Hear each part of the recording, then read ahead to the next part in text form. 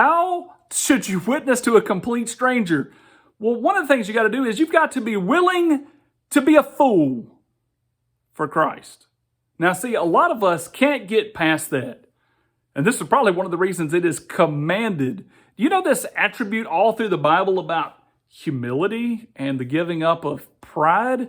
Well, those of us with self-image problems don't ever want to humble ourselves. We don't ever want to get off our high horse, and we sure don't want to be a fool.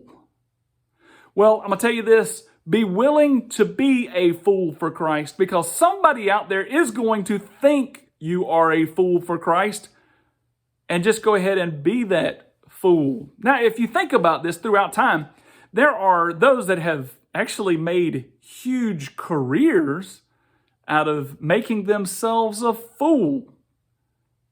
Have you ever heard of comedians? Have you ever seen comedies? There are people that have built their entire careers out of being foolish.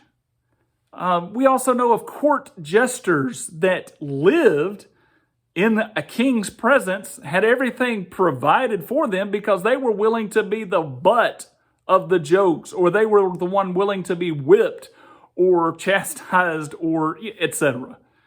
Be willing to be a fool. If you are willing to be a fool and you walk over there and encounter somebody, if they call you a fool, then you have lost nothing.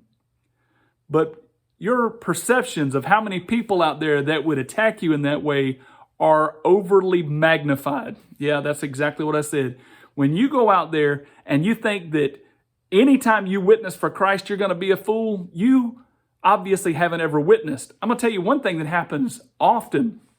When you go out and you begin to spread the word of Christ, at least here in America, when you begin to spread the word of Christ in America, you run across Christians, and all of a sudden you will get bolstered, encouraged by them, and they'll say, hey, you know what? I really needed that.